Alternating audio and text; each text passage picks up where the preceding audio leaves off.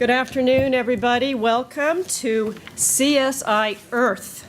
This is going to be the most optimistic session of the afternoon. I'm Ginette Hemley. I'm with the World Wildlife Fund, and I'm really pleased to be here to introduce this session. And I think it's going to be really fascinating to hear what some of the leading edge work is around addressing threats to wildlife habitats, people from invasive species, pathogens, and poachers.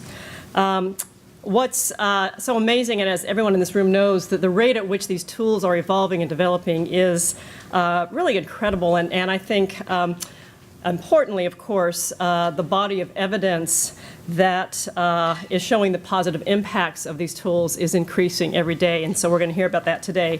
We have 5 extraordinary speakers. They are literally at the technology forefront in their fields. Let us get started.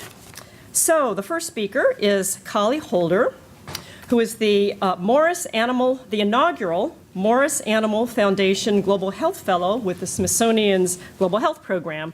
She's a veterinary pathologist whose research focuses on emerging skin diseases in rhino and giraffe of East Africa and on emerging zoonotic diseases in bats through the PREDICT program. She spends a lot of time thinking about how veterinary pathology can help save the planet.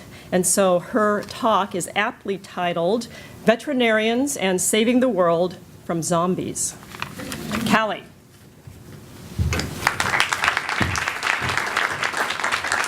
Excellent.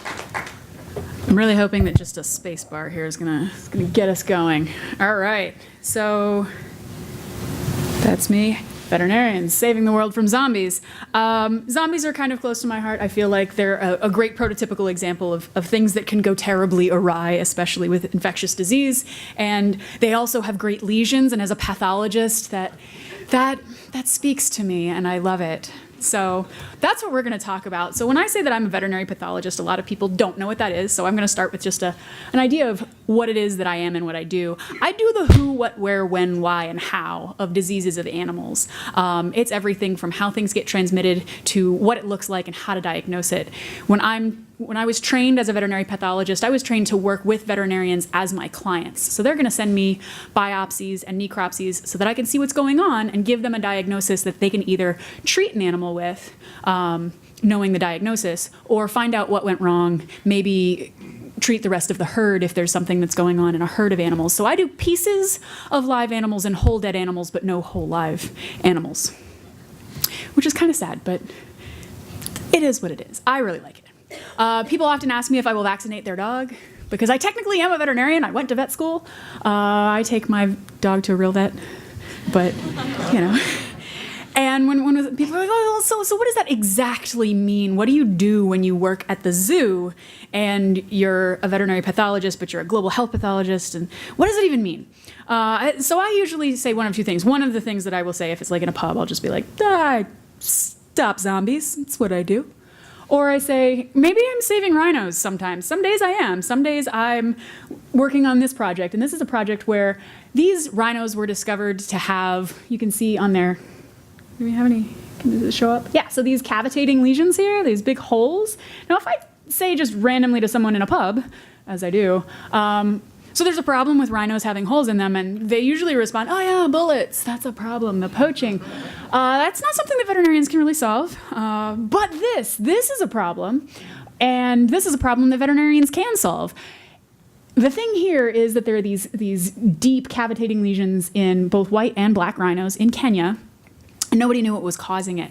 So they called us and said, hey, Smithsonian, do you want to send some people over here to take some samples and maybe look at it and figure out what's going on so that we can help treat these animals? So we did. We took samples. I went over there. I looked at those samples under a microscope. By the way, it's apparently sometimes easier to ship a pathologist to Kenya than it is to get pieces of rhinos out of Kenya. Just so people are really sensitive about moving pieces of rhinos. And we figured out that this is probably caused by Stephanophilaria dinaci, which is a nematode. But the exciting thing was that I found it. I found it in the little pieces under the microscope. It was super exciting. Now, these lesions are big and they're ugly, but they may not actually kill the rhinos. So why do we care? Well, there are a couple reasons we care. One, ecotourism is a thing, right? So people like to go see rhinos. And ecotourism is a huge supporter of saving area for all of the creatures that are out there in Kenya, for example. And people do not like to see rhinos that look like they're rotting. It is not exciting for them. Well, it's not the right kind of exciting. So by even if this were just a cosmetic issue, we don't know it's just cosmetic because big holes in your skin can cause you to be more susceptible to secondary infections. It may stress them out enough that they might have reduced reproductive success. We don't really know. The data aren't in on that. But I can tell you that people are not excited about seeing rotting rhinos. But if you can fix this problem, you can get people more excited to go see these animals. And by saving something that needs as much space as a rhino, this is sort of an umbrella species concept. This idea is that if you save something that needs a lot of land in a critical ecosystem, you can save the whole ecosystem and everything in it. So even if this is just cosmetic, don't know if it is, even if it's just cosmetic, it's still making a big difference in conservation, which is great. Also, I love discovering that, like, yeah, I found the nematode. I got the answer. And another thing that's important is that it's important to have people who are looking into diseases that occur in animals, because diseases that occur in animals are the #1 source of emerging infectious diseases in humans. Greater than 75% of emerging infectious diseases in humans in the last 10 years have all been from animals. I mean, if you think about the SARS epidemic, right? That came from animals, came from civets, which probably got it from bats. We're not really sure, but yeah, it's definitely came from animals. Bird flu, swine flu, Ebola, all of these things that you hear about in the news, they're all coming from animals or have animal reservoirs. So having people who are out there looking for emerging infectious diseases in animals is important for conservation and also for human health. So if I were to bet on, say, where we might end up getting a zombie plague, I would bet that it would come from animals.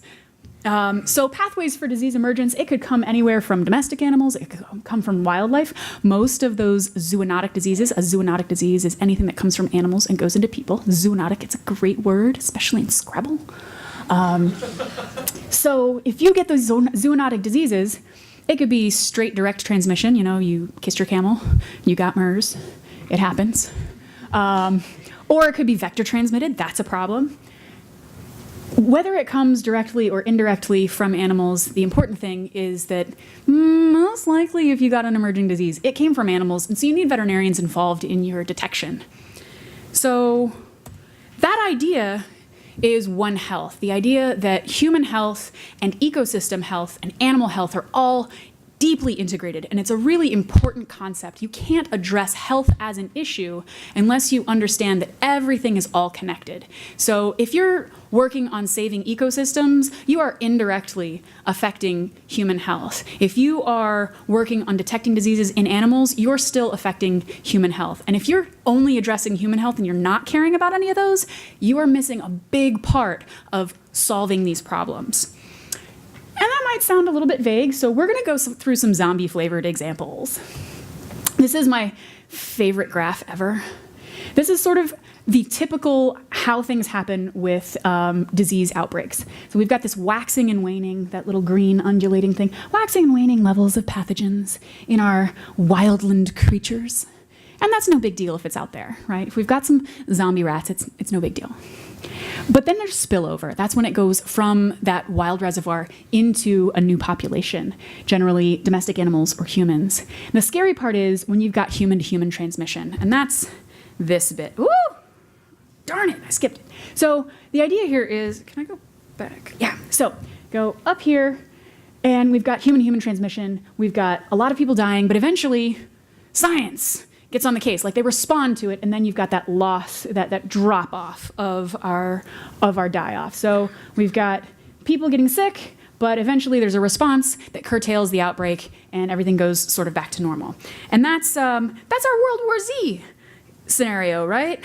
Science is represented in this case by like a vaguely scruffy white guy.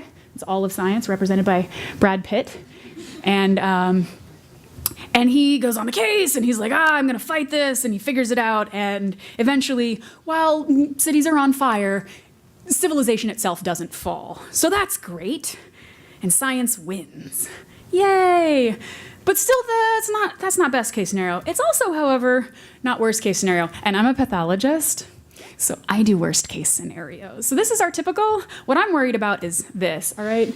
This is what happens when Dr. Scruffy McPouty Lips does not save the day. And eventually, mathematically, this is going to happen, right? Response is going to be inadequate at some point. There's a likelihood that something is going to get way real. And that's bad. So that's your post-apocalyptic hellscape. This is your Resident Evil scenario.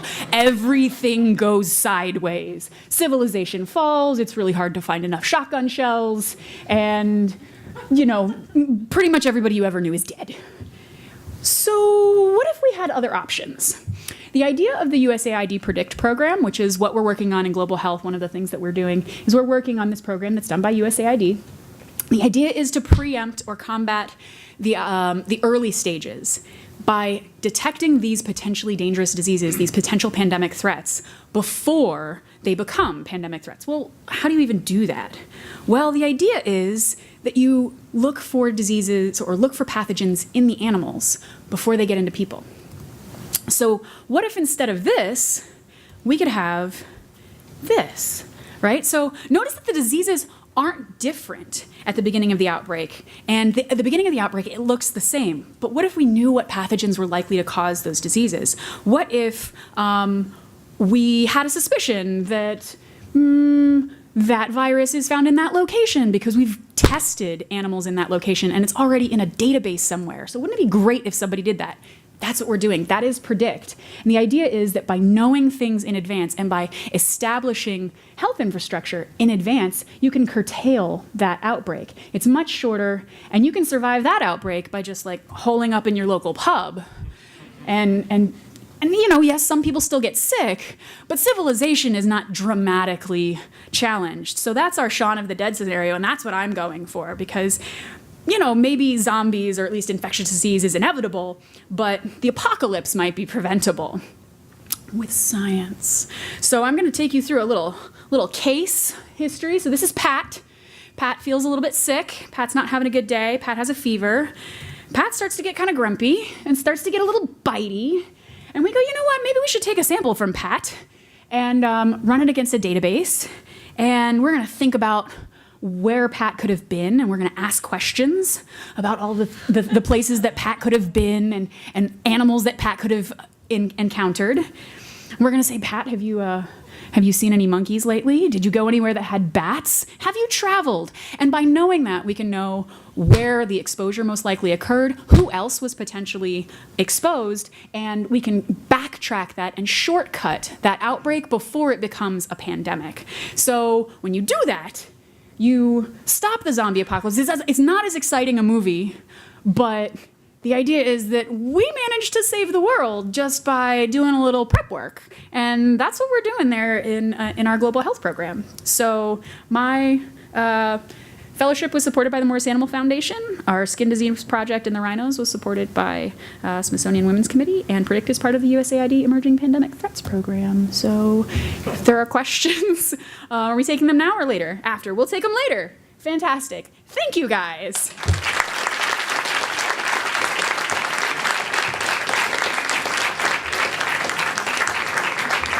Thank you, Callie. We're off to a rocking start. Terrific. All right, our next speaker is Sam Wasser.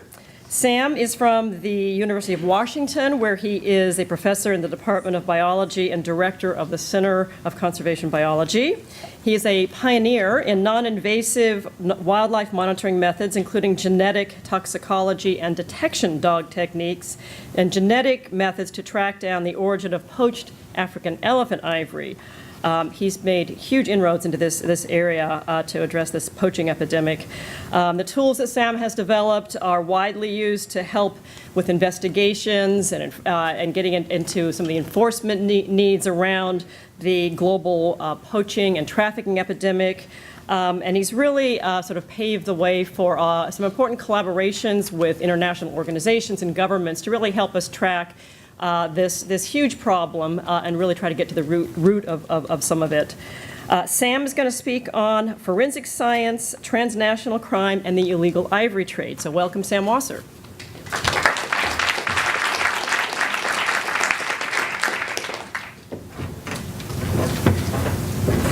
I feel like I look like that. Okay, there I am.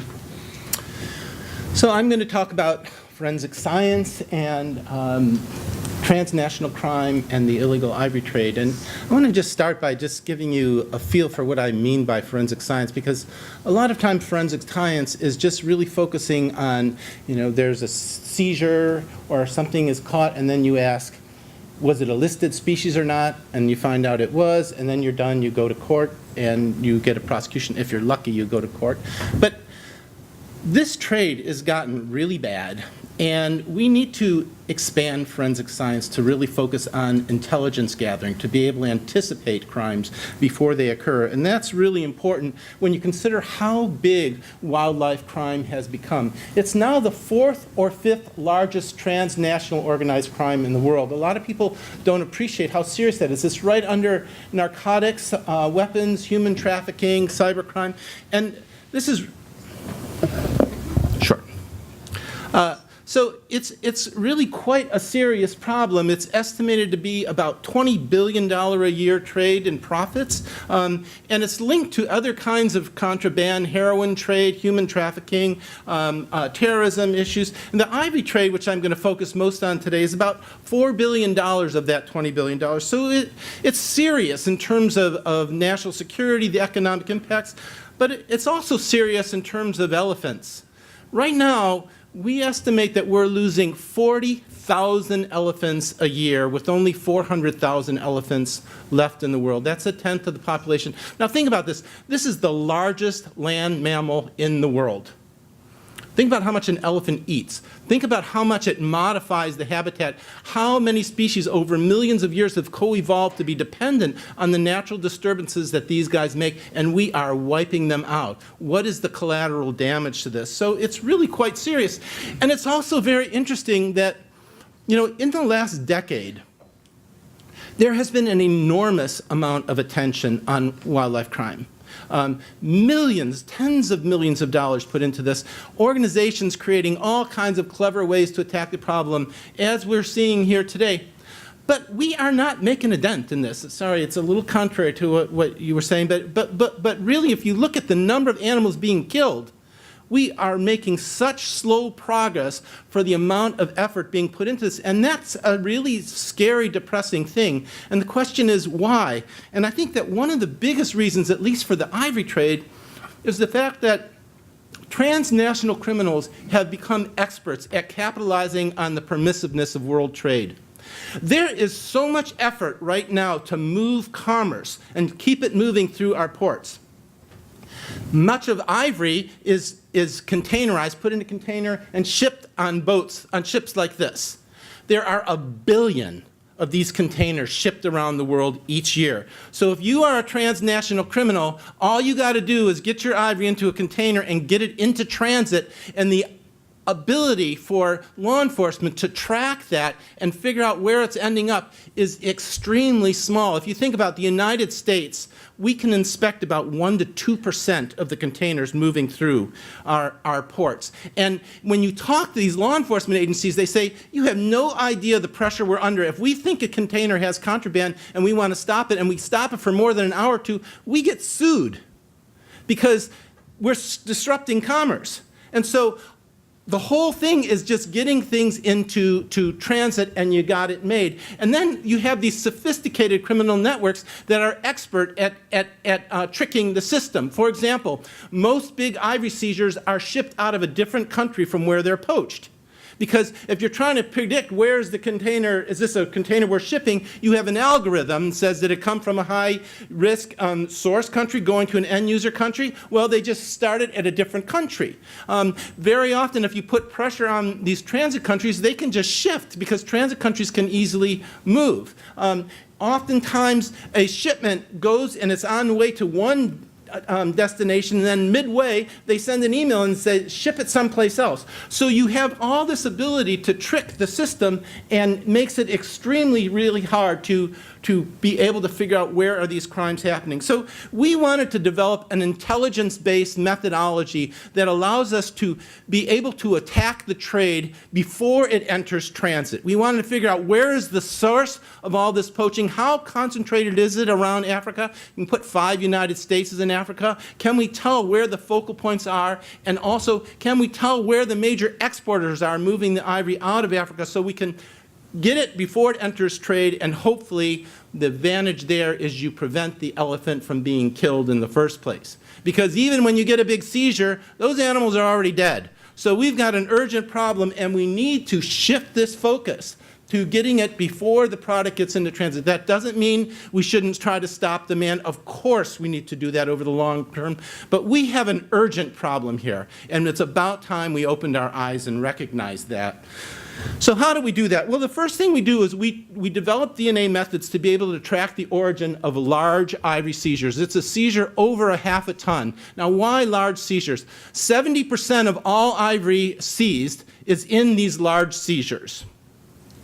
They're also worth about $1 million minimum, these seizures. So these are the big guys. These are the transnational organized criminals that are making huge profits, responsible for killing the bulk of the elephants that around the world. And what we tried to do was to develop DNA methods to be able to determine the origin of these poached, of these large seizures, to figure out where are these hotspots actually occurring across Africa. Now, the way we did it is with poop.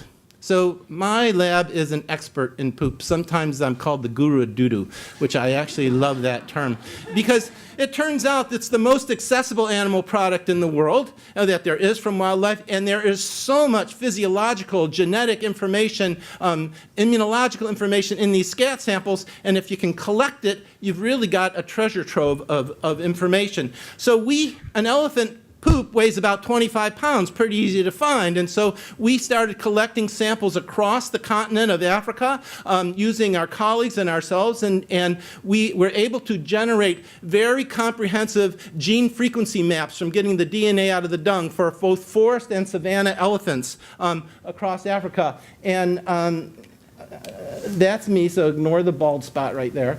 And basically, this is where we have forest elephant samples. This is where we have savanna elephant samples. Each one of those X's has anywhere between 2 and 95 samples. They are genotyped to 16 different microsatellite loci. So just to give you an idea, put that into perspective, the FBI crime lab, CODIS, to track human criminals, uses 13 microsats. Same thing with the Interpol database. We use 16 same kinds of markers to get us high precision. And we test our precision because we take one of those X's out, which may be, 50 samples. We know exactly where they came from, and then we blindly assign them in our model to see how close to the actual origin do we get. And we can get a sample from anywhere in Africa to less than 300 kilometers from where it actually originated. That's 5 United States fits in Africa. That's really high precision, and sometimes the only place within that 300-kilometer area that has elephants is just one park, so you get it actually to the park. So that's very important, and what we do is once we got the map, we then develop ways to get DNA out of the ivory. We take a piece of ivory from about the size of a quarter from the base of the tusk, where it's the last part of the ivory to grow, very rich in DNA, and then we extract that by first taking about the first digit of your baby finger worth of ivory and stick it in these polycarbonated tubes with a magnet and a stainless steel plug on each end, drop it in that liquid nitrogen, minus 240 degrees, shift the magnetic field. Am I talking fast enough? Here. Shift the magnetic field back and forth about 10 times per second, and within a minute and a half it comes out like baby powder. You then demineralize it by just sticking it in a chemical called EDTA, same thing is in the tubes when they draw your blood, and separates the minerals from the ivory, and then we take the same genetic markers and match it to our map to figure out where the seizures come from. Well, to our amazement, over the last decade, virtually 100% of all large seizures came from 2 places. Now imagine how, that's not all poaching going on in Africa, but this is the majority of the poaching done by the big guys. And that was a game changer. And we also were able to show that these seizures, as I mentioned, they're never shipped out of the country where they were poached. And so we started getting a lot of intelligence about how these strategies were working. Now we knew these focal areas. And just to give you an idea, so 78% of all ivory is coming out of right here. It's all savanna ivory, focused primarily on Tanzania, starting from northern Mozambique through Tanzania up to southern Kenya. And we first sounded this alarm in 2007. And it took almost a decade to finally start to get this thing under control. And seizure after seizure after seizure are coming here. And so this is frustrating, to say the least. 22% of the ivory is coming from forest elephants from this place called the Tridom, which is the corner between northeast Gabon, northwest Republic of Congo, and southeast Cameroon. This is the last stronghold of forest elephants in Africa. 95% of the forest elephants have been killed in the last 50 years, 62% in the last decade. So, you know, of course that's where all the ivories come from. That's where they're all, someplace they're left. So this is all really important to help focus that these are the areas where we need to concentrate. So, of course, you think, oh, that's great. So now we got law enforcement, we know where to put them. But it's not so simple, because poachers don't go into a park and kill 1,000 elephants at once. They go up there in these gangs, they're not that big of gangs, and they can only poach as much as they can carry. They sell that to the middlemen, and then eventually it moves up to these cartels that are exporting it out of Africa. So really, you want to not only get these guys on the ground, you want to get the cartels that are moving the stuff out, and we also want to know how many of those guys are there. And then we made an interesting, lucky discovery. When we go to analyze seizures, the first thing we do, it's expensive to analyze a tusk. It's about $120 a tusk. And so you don't want to analyze both tusks from the same animal, because you're wasting your money asking to analyze the same animal twice. And so we realized that the diameter of the tusk at the base, the color, and the gum line, where the ivory protrudes from the lip of the elephant, is all highly symmetrical. And going through the seizures, you can match the pairs. So all these are pairs. And when we started to do that, we realized that over half the tusks in our seizure did not have a matching pair. And I thought, what is going on? Where's the other tusk? And then I started thinking about how ivory is moving. These poachers are separating it. They're getting it to these middlemen. It's moving up to where it's being shipped. And by the time it gets there, the two tusks there's no reason for them to stay together. They get separated. And I thought, well, if one tusk is going out in one seizure and another tusk, we can genetically match it perfectly by these 16 markers. We can show that if they went through the same port close in time, same guy packed both seizures. Well, lo and behold, we found lots of matches. And think about it, we don't analyze all the tusks. We analyze 30% of the tusks in this seizure, 30% in this seizure. That means you have a 9% chance of having the tusks from the same elephant in both seizures to match. Not very high, but we got lots of matches. And when you look over all those big seizures, we found the three biggest exporting cartels in Africa. One based in Entebbe, Uganda, that's where the orange dots are. The other one coming out of Mombasa, and the other one coming out of Togo. And I'm going to just drill down in this a little bit. I'll start with this one to just give you an idea of the implications. So this is where it was seized. This is the date it was seized. This is the size. So seized in Uganda, October 2013, weighed 2.9 tons. This is where it was transited out of. The blue circles are where we genetically assign their origin. When there's a red dot connected by arrows, it means that this tusk and this tusk, they're genetically identical to those two. So you can see now that these three seizures are all connected. They were all shipped close in time, and they all went through the same port. Same guy packed them. Just to give you an idea of the implications of this, so this guy who was responsible for this seizure, they busted him. So Uganda Wildlife Authority said, we're prosecuting him, can you give us the report? I said, yeah, I'll give you the report, but this guy is connected to at least 2 other major seizures. He's a transnational organized criminal, means you can try him not on a wildlife law, which tends to be weaker, but actually as a major crime. Not only that, I don't know if any of you remember in December 2012, front page New York Times, helicopters that were paid for by the U.S. government to Uganda for the Uganda People Defense Force to be able to find Coney, Lord's Resistance Army, child soldier guy, who has his minions poach ivory to pay for weapons. Well, those helicopters of the Air Force were photographed flying over the northeast corner of Garamba National Park. 2 days later, they found 22 elephants shot in the top of the head, no tusks, no tracks going in and out. The helicopter was responsible for killing them. Maybe not that helicopter, but it seemed pretty likely that they were. We found tusks were sent to us from Entebbe Airport that were seized a couple months later. 35 tusks, 22 elephants seemed like a match. New York Times said it was a match. It wasn't.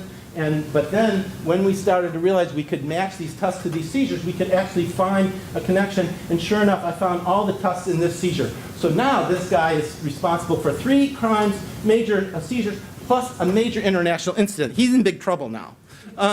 Here's another one. This guy is perhaps the most notorious ivory trafficker in Africa. His name is Faisal Muhammad Ali. He was just sentenced to 20 years in prison. Our work connecting him all these different seizures was instrumental in this court case to bring him down, which was really important. So all of these are connected, going from 2011 through 2013. I'm going to come back to this seizure in a minute. 6 tons. Huge seizure, and you'll notice it's got ivory from both hotspots. But right now we're just focusing on this part.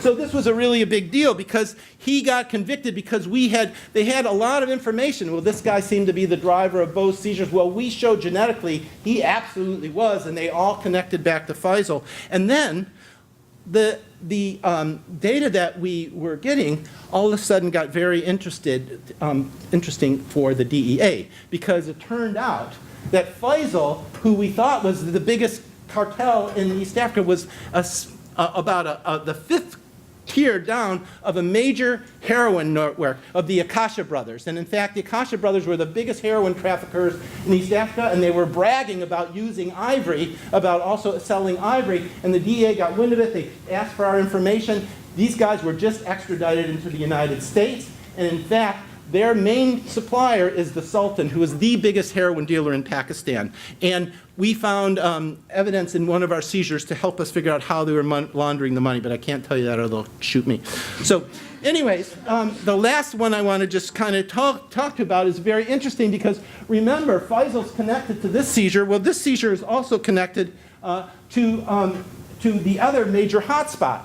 And so how does that happen? And it turned out that all this ivory here there are 2,300 tusks in this seizure, 6 tons, and 2/3 of it were from here. They put it on a boat and they moved it up to Togo.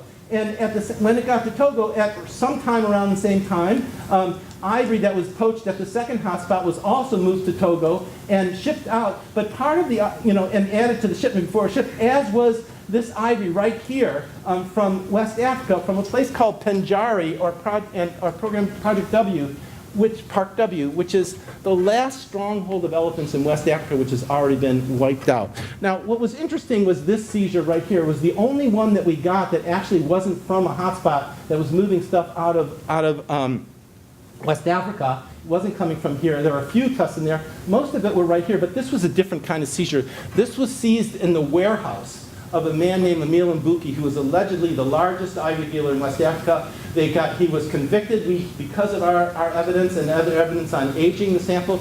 He got the maximum sentence in Togo, which is 2 years. He's already out. And meanwhile, he's complaining the whole time, I'm not the big dealer who you think I am. I was framed. And sure enough, we found that one of the tusks in his warehouse was a perfect match to one of the tusks in this 6-ton massive seizure that's connected to Faisal. So now we've got a big, stronger connection between him, and in fact, maybe he was even the guy who packed the seizure. And then, just a few months later, there was 4 tons of ivory, 4,000 kilos of ivory shipped out of Togo again. This guy was strongly suspected to be the person responsible. Most of the ivory came from this hotspot, but again, there were some with that West African signature. And then oddly, there's 2 Savannah tusks in there. How the heck did those 2 tusks get into that seizure? And when we looked, they were a perfect match. So what we realized, this ivory moved on a ship to here. This ivory was brought in afterwards. He probably packed this seizure, put some ivory from his warehouse in here before he shipped it out. And meanwhile, he probably found these 2 huge tusks in here, and he said, I'm keeping those. And then he got greedy because he's going to be in jail, and he knew it, and he shipped them back out and caught him. So we linked them to all of those. So all of a sudden, all these networks start to grow. In fact, the Entebbe network that we've looked at was separate from the Mombasa. As we've done more seizures, we connected it to that seizure too. So these guys are big guys. And so when you put it all together, if you take this forensic information, we can detect the major hotspots where the ivory is sourced. We can actually use that information to then get an idea of where is it moving out of Africa by getting these major cartels, and to then link the two together with intelligence and really work to solve these problems. And when you look at it, the last bit of data I just want to mention really quickly is that this is these three connected seizures here. When you look at the distribution of these tusks, of the tusks in these seizures that all match, they're very, very similar. And that suggests that this big dealer moving the ivory out is probably driving the operations in the other country where the poaching is happening. So there's a one big happy connection here. And ultimately, applying this kind of intelligence information is really critical because it's the best way to save these elephants, to stop the mortality in the first place, and it's the best way to keep this ivory from leaving Africa before it enters into transit, where it gets far more difficult and expensive to trace. And so I'm going to end by just saying we are now doing this project on pangolins, applying the same technology with support of the Wildlife Crime Tech Challenge. I understand there's a video of it playing out there in the lounge, and I want to thank you all.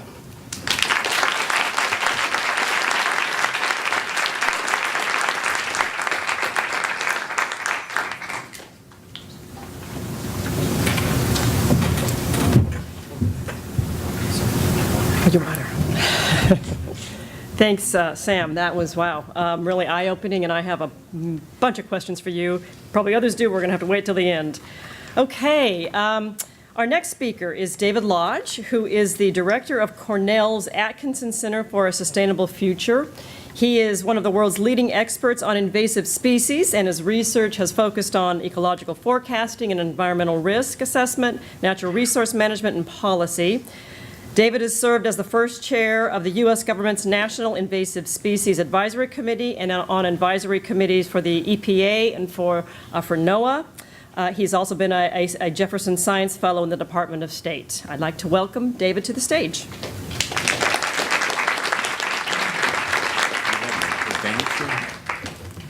we go. Thank you. Thank you, Ginette. This guy is my great-grandfather. On his farm in Auburn, Alabama, in the late 1930s. And in this photograph, he's gathered members of the community around him to celebrate his having successfully introduced the plant in the foreground. This plant was instrumental in restoring nitrogen in soils that had been depleted by decades of row cropping. It controlled soil erosion, but it had some unanticipated side effects. Some of you may already have recognized that plant. Others of you may recognize it from this slide. This is kudzu, a plant from Asia, a vine that not only holds soil in place, but will hold trees in place and kill them by shading them. It will cover barns and cars, and if you stand still long enough, its a foot-a-day growth rate will cover you. My two uncles who still live on this farm have spent a great deal of time and energy during their lifetimes combating kudzu. The invasion of kudzu is continuing. It is spreading westward, and with climate change especially, it is spreading more rapidly northward. So it has been known as the vine that ate the South. It will be known perhaps as the vine that's eating the nation. And it is only one of thousands of species that I could offer examples of that we know of as invasive species, species that humans have moved around the planet either intentionally or accidentally, and that end up causing us tremendous harm to human health, to the environment, or more directly to our economy. I won't go on and on with hundreds of examples, but I will give you a few examples from the aquatic world, and in this case from the North American Great Lakes that I've spent much of the last 30 years studying. So in aquatic systems, we see the same thing that we've seen in terrestrial systems. Everywhere my biological colleagues and I look, we find an increasing number of species over time. In the Great Lakes, many of those have been delivered by ships and other vehicles of human commerce. some on purpose, but most accidentally. I've illustrated a few of the more notorious species on the right. Some of you may recognize some of those species because of their substantial economic and environmental damages. In aggregate, if we look at the United States as a whole and across all invasive species, they cost the U.S. on the order of $120 billion a year to our economy. Just to put that in perspective, that's the same cost as the Iraq War was when it was in full swing. These are non-trivial costs. And it remains a very substantial problem. But what I want to do today is illustrate a contribution to beginning to reverse this tide of invasive species. So why do we have this just until recently a continuing accumulation of species? Part of the answer is that we never know they're there until it seems to be too late.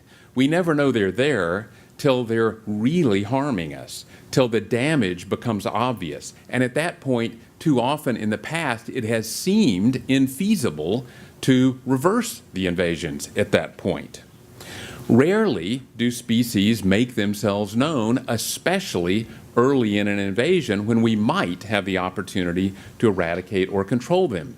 Instead, what we see when we look at a water body, in this case the Illinois River that I'm going to talk a bit more about, we see a very placid surface. It's hard to know what's going on underneath that surface biologically. What invasions have happened? How abundant are the species? Is there harm beginning? Only rarely, when species get really abundant, do they become really obvious, like these Asian carp in the Illinois River. And even more rarely do they really hit us in the face and cause us to pay attention. So we know they're there at that point, but again, it usually seems to be infeasible to do anything about them when they're at that point. So I want to use this example of Asian carps a little bit more to illustrate both the problem and point the way toward a solution.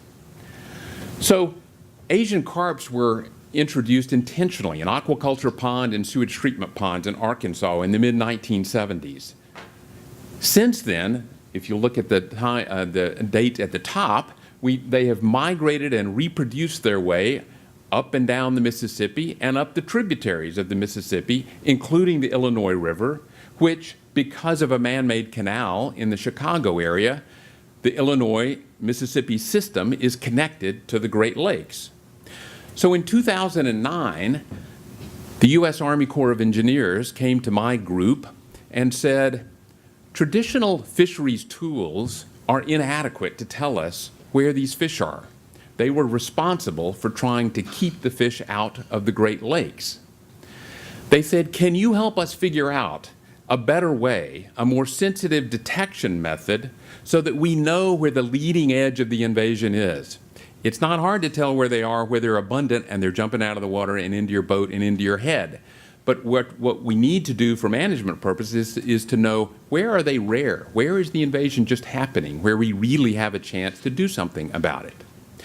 So based on some work by others, we figured that, well, let's try something with DNA. What now has come to be called environmental DNA. DNA that's floating around in the environment.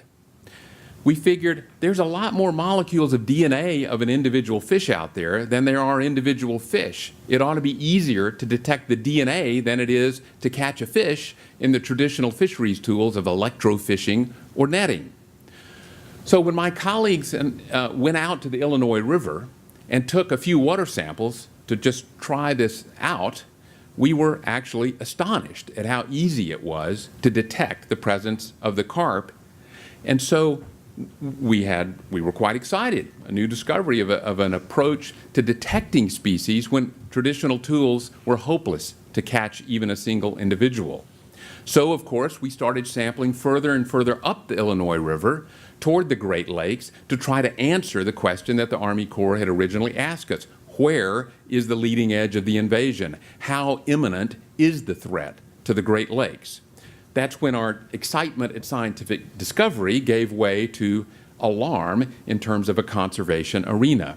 We had provided the environmental protection equivalent of what forensic scientists are doing every day at crime scenes, and what it was telling us is that, in fact, the fish were much closer to the Great Lakes in Chicago than the state and federal agencies that were charged with protecting the Great Lakes had previously known. That, fortunately, prompted a great deal of management activity. Now they had the answer they wanted. Now we know where the fish are. They couldn't manage them if they didn't know where they were. Once we provided the information based on the environmental DNA or eDNA to tell them where the fish were, a great deal of management activity took place. And in fact, since that time, a great deal of research and development has occurred to increase the opportunity and the feasibility of management. A lot of new techniques that we hope reasonably and have good reason for optimism in this case, that in fact this activity, this virtuous loop, is going to protect the Great Lakes from invasion by those 2 species of Asian carps.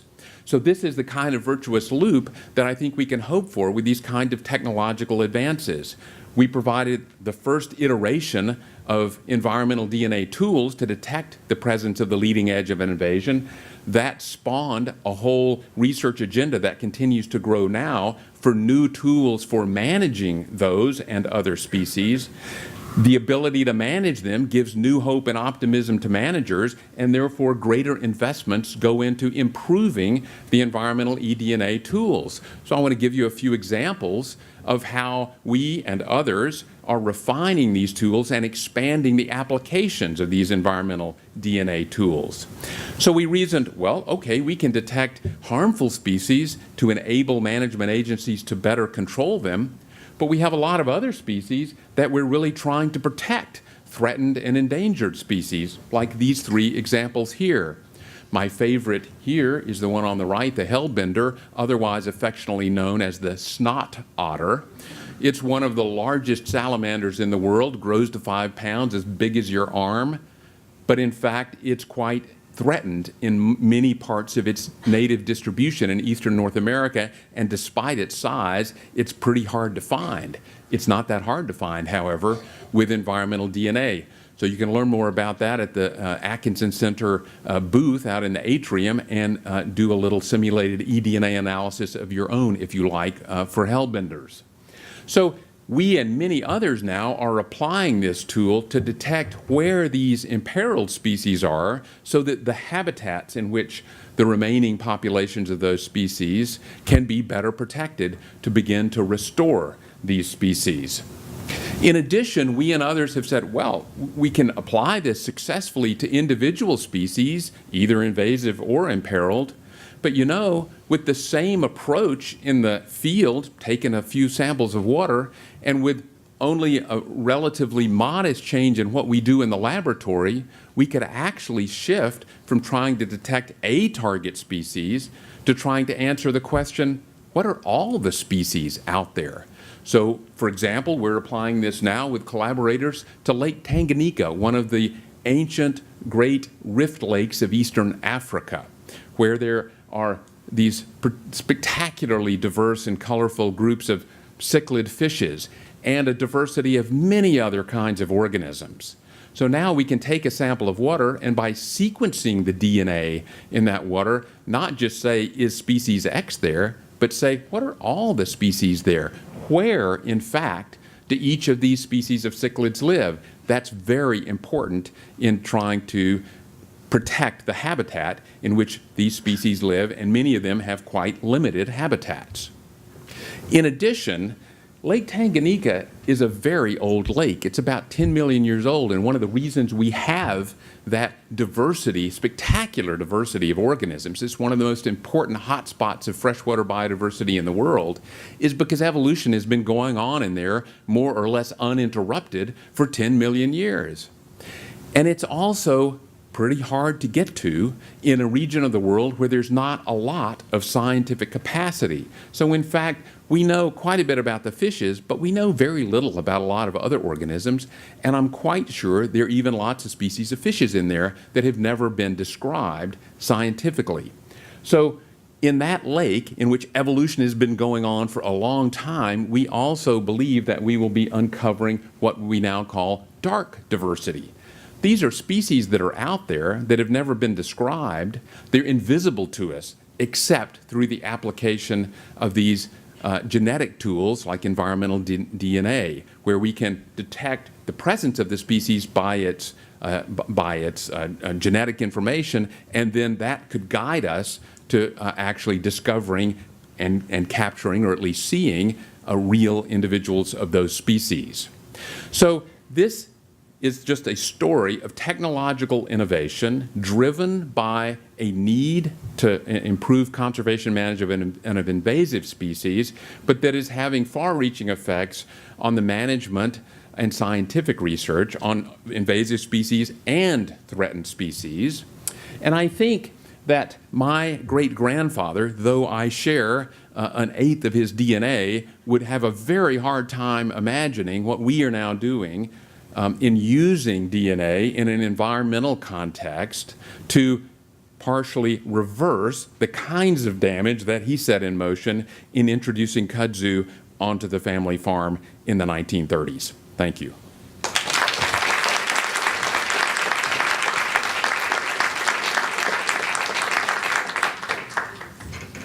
Thank you, David. Dark diversity, new term. Okay, our final two speakers are going to co-present. They are both from Vulcan. Let me introduce them. Kathleen Gobush is a senior program officer and wildlife biologist who has worked on the protection and recovery of endangered species across the globe for 2 decades. She's developed strategies for African elephants and rhinos and co-leads an ambitious anti-poaching technology project, the Domain Awareness System, with Vulcan Technology. You're going to hear about that. In addition to working with elephants in areas where they have been the most heavily poached in Africa, she's also worked in the marine realm with endangered monk seals in Hawaii. Ted Schmitt, her co-presenter, is a senior program manager at Vulcan, where he leads on the technology aspects of Vulcan's conservation initiatives. Before joining Vulcan, Ted worked for the National Academies of Science, directing studies on disaster communications, healthcare IT, and broadband policy. Ted has worked for several tech startups and began his career as a software engineer for IBM. Kathleen and Ted are going to speak on the topic, Domain Awareness System, Modernizing Anti-Poaching Efforts to be Real-Time. Sounds pretty important. Let's welcome them to the stage. Yeah? Kathleen.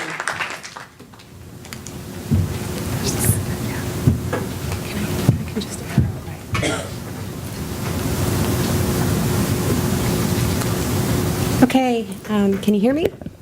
Thanks, Ginette. That was a kind introduction. My colleague Ted and I are excited to be here today to talk to you about one of the wildlife conservation projects we've been working on for the last couple of years. I'll start off with giving the big picture, the context, the problem we're trying to solve for, and then Ted will guide you through the technology, the solution we've started to build. So, as Sam Wasser explained quite well, illegal wildlife trafficking is a huge problem. It's a $20 billion a year industry. It's devastating some of the world's most iconic species, such as African elephants, lions, tigers, rhinos, but also many lesser-known species like pangolin and hornbill. It's unsustainable, and it's pushing many of these species to the brink of extinction in some locations. It comprises one of the most serious types of illicit trade. It ranks 4th in terms of global illegal trade, and it's run by organized crime syndicates. I think Sam illustrated that quite well. And many of these species literally have a high price on their head, and they're buckling under this pressure. So this graph is a little bit dated, but it's from Traffic, and it illustrates the point well that many of these animals have hundreds of thousands of dollars worth of product on their heads, their faces, their bodies, that these criminal syndicates are after. So you can see ivory, rhino horn, shark fin, they all rank high in value with other commodities like gold that we're all familiar with. So So the trade chain is quite complicated, and this is the hallmark of transnational organized crime. In many cases, the wildlife products originate in Africa, and so they're sourced in Africa. They flow to middlemen in the Middle East or Southeast Asia, and then end in the final demand centers, destinations of China, Vietnam, Hong Kong. So to move this amount of product across continents, it takes some real a pretty big network, organized crime, serious criminals to do this. This figure from EDIS shows, it's for ivory, and it shows the ivory flows from Africa to Asia. The thicker the line, the more ivory flowing. So these are big volumes of product. So at Vulcan, we care about this problem. Vulcan is a Paul G. Allen company. Most of you probably know of the name Paul Allen from co-founder of Microsoft with Bill Gates. Vulcan is an umbrella company, and it represents a number of Paul's ventures and interests, including the Allen Institute for Brain Science, the NFL team, the Seattle Seahawks, Vulcan Aerospace, Vulcan Technology, where Ted sits, Vulcan Real Estate. I'm in philanthropy.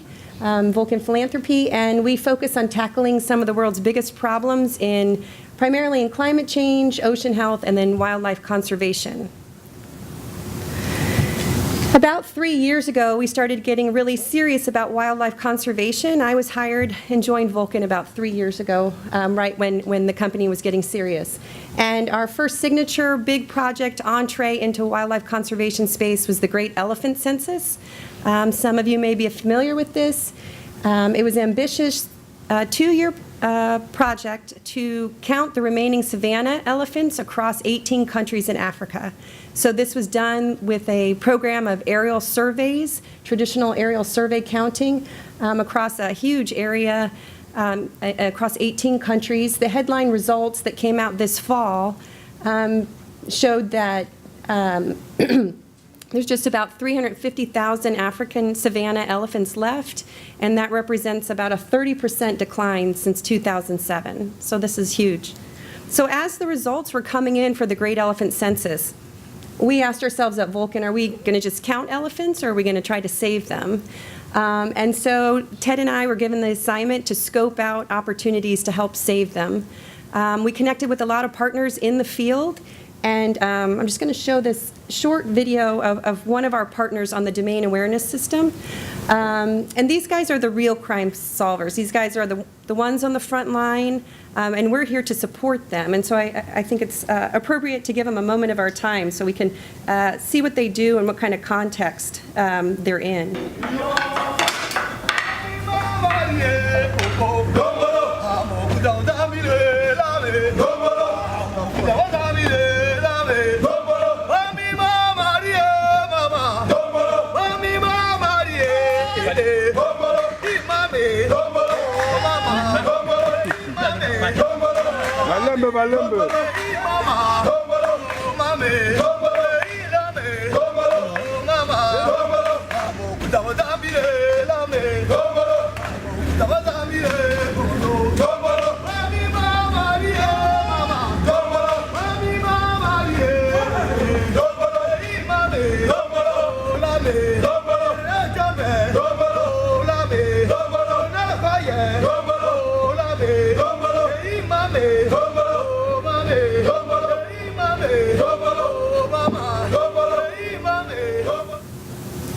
Okay, so those are our partners from WCS and Nobali and Doki in the Republic of Congo. And so, let's see. When Ted and I were first put on the assignment to scope opportunities across Africa, we started going to some of the hot spots that were being revealed from the Great Elephant Census, the red areas where there's a lot of decline in savanna elephant populations, and we didn't want to forget their forest cousins, so we also visited places like Nobali and Doki and got them on board. And basically in this scoping mission, we wanted to find out, what kind of technology could help them do their jobs better, more safely, more efficiently. And we know that Vulcan has a strong technology department. It's got some tech muscle there, and we wanted to develop the appropriate decision support tool for them. And so that's where we started imagining with the partners the domain awareness system. And so I'm going to hand it over to Ted, and he's going to walk you through those details. Thanks, Kathleen. I just want to point out here, since Sam was showing us all of his diagrams, notice the areas the great elephant census showed were the hot spots.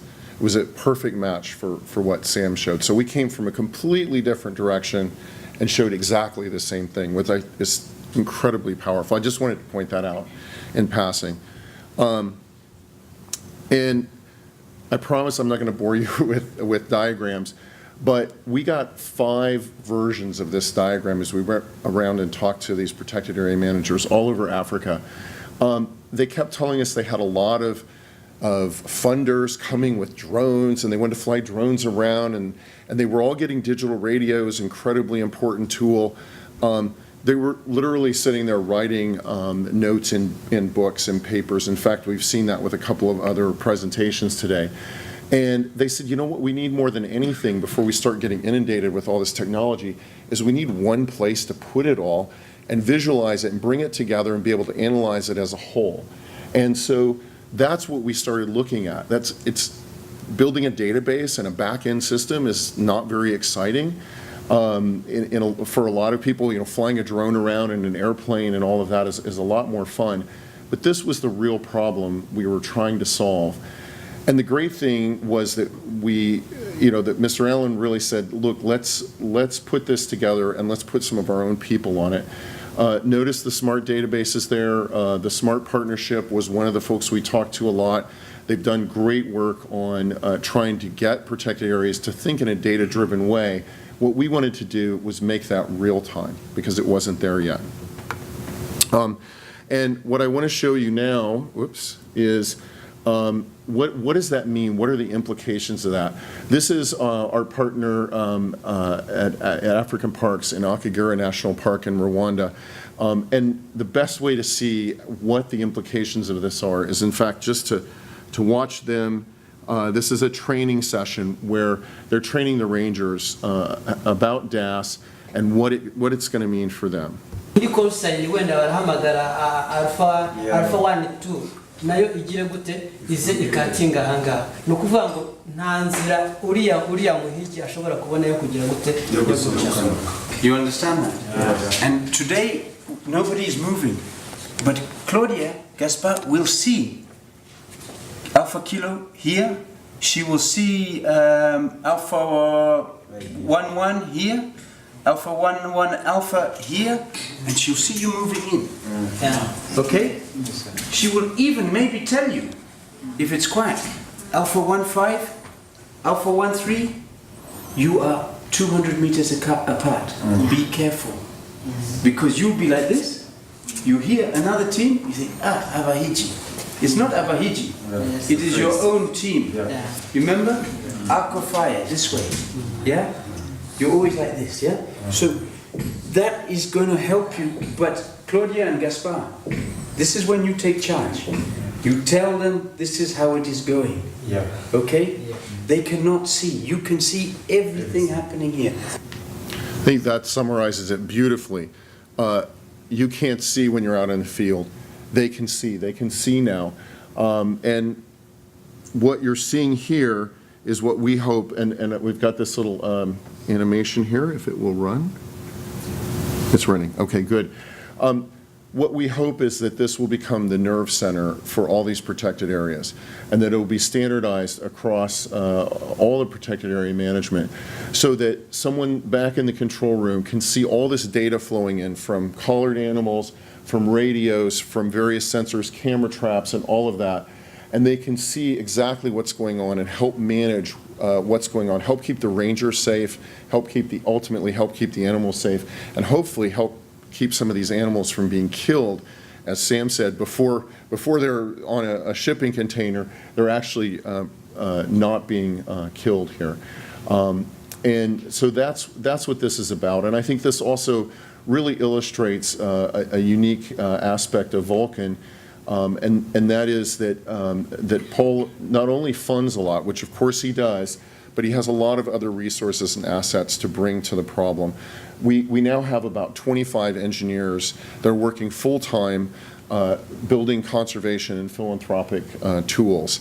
And all of us, myself included, 4 years ago or 3 years ago when I met Kathleen, I barely knew anything about conservation. And today, myself and all of those engineers have become avid conservationists, and we're trying to build solutions to help the folks out there on the ground.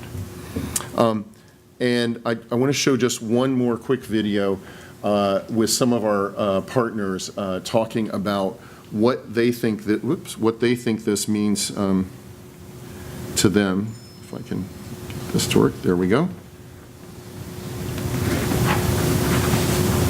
In terms of real-time command and control is phenomenal. Previously, you would wait until the end of the day or maybe the end of the week before you get that kind of a report. And at that particular time, it might be too late. You may have lost your animal. By that intelligent anticipation, you can avoid problems in the future. And instead of conservation always being on the back foot, reacting, we can be proactive. It's a visionary thing to do, and I think it's going to be a game changer. We're already at 6 sites in 5 countries. I mentioned Rwanda, the Northern Rangelands Trust. I know there's some folks here from the Northern Rangelands Trust. 35,000 square kilometers there are using it. It's being used in Malawi, in Zambia. The yellow areas are areas where we expect it to be going over the course of 2017. We're working with African Parks, with Save the Elephants, with WCS, with Lewa Conservancy, Northern Rangelands Trust, and the Singida Grimetti Fund. And we have a number of folks, conservation groups that are developing technologies that are anxious now and excited about integrating their technology into the DAS system so that it really raises all of that technology that's getting applied to do protected area management becomes more effective because it's greater than the sum of its parts. And I just want to thank all of our partners and thank you for listening today. And thanks for listening to all the panelists.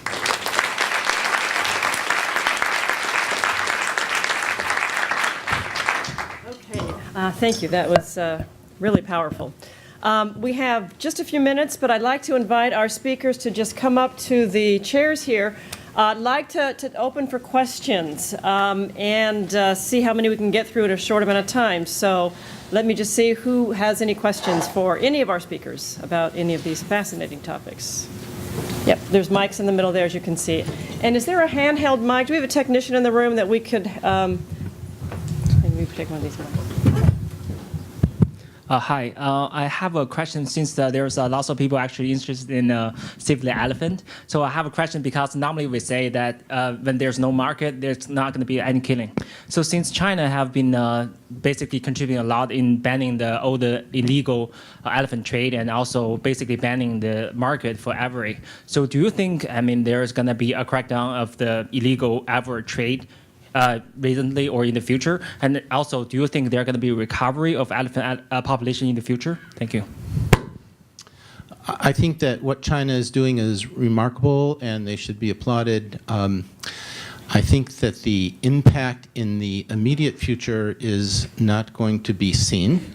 I think it may happen in the future, but it's not to say that shouldn't happen. It's very important that we end demand. But one of the concerns, for example, is that some of the ivory, the bulk of the ivory that is being impacted by the ivory ban in China is not impacting the big dealers who are buying large tusks and essentially stockpiling them and keeping that, hoping that the elephants are going to go extinct, then it will be legal to sell ivory and they will be rich. So that's an alternative viewpoint. I don't necessarily buy that viewpoint. I think both are very important. But the problem that I just wanted to convey is that we're losing 40,000 elephants a year. And just look how long it took. China to put the ban in place. Look how long it took the United States to put the ban in place once they announced it. Hong Kong has said that they're going to have a ban also, but it's 5 years from now. 40,000 elephants a year being killed. We need to think broadly, and those kinds of breakthroughs are critical and they are game changers, but unfortunately it doesn't at least have an immediate effect of what's going on the ground, in my opinion. Any other questions? Let's see, we have a couple.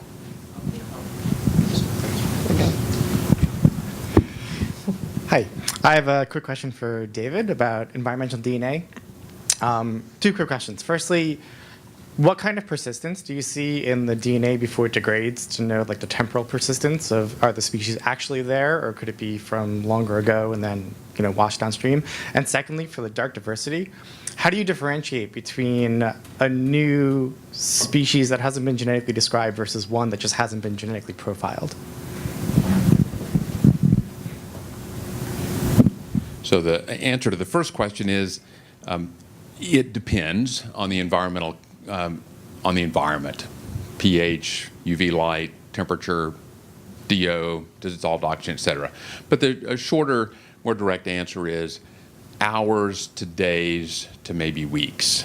So it's not absolutely real time, but it's pretty close to real time. And of course, it also depends on transport if you're talking about moving water. But it's a pretty in surface water conditions.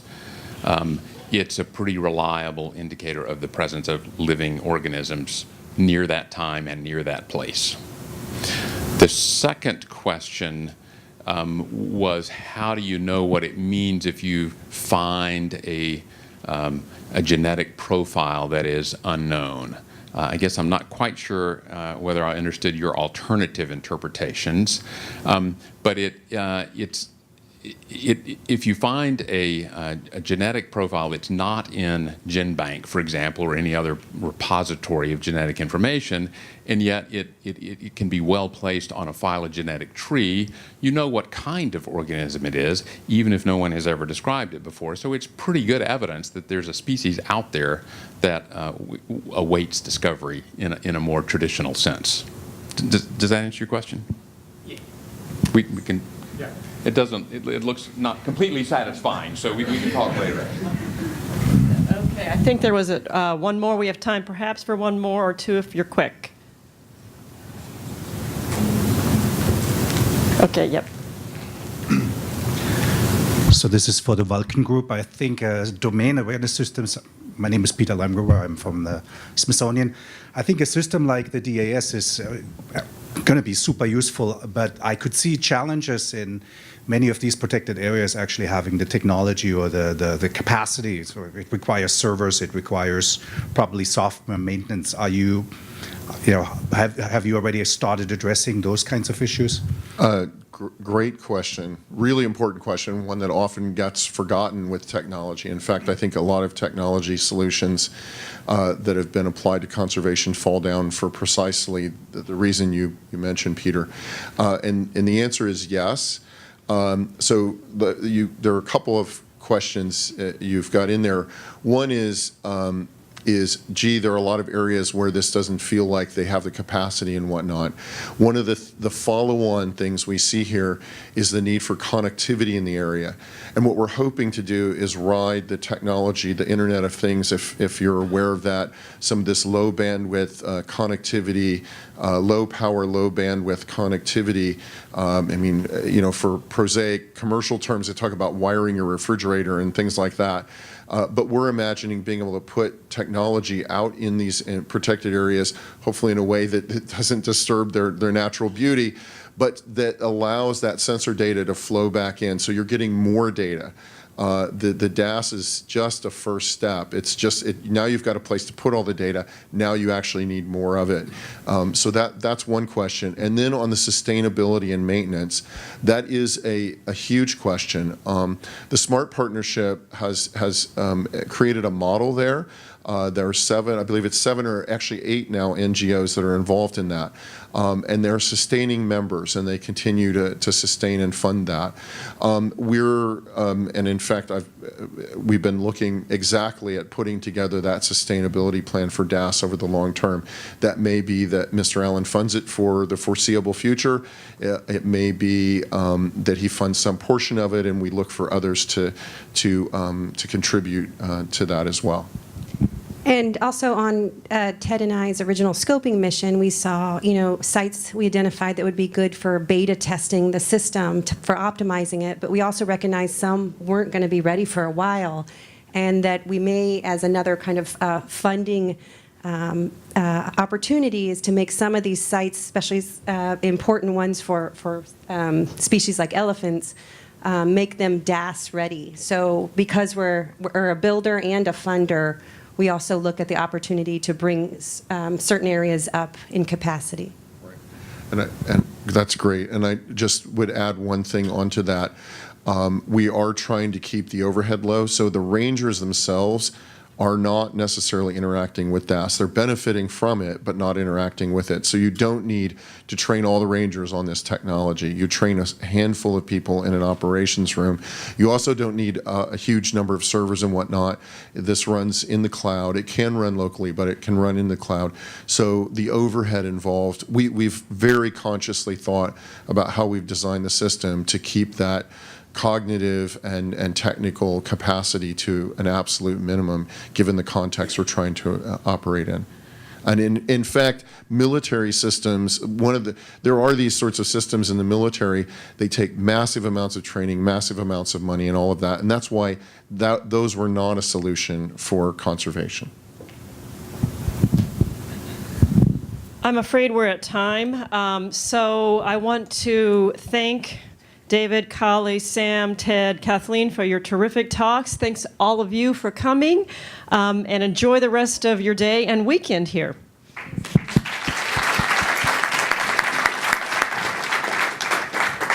Thank you, Ginette.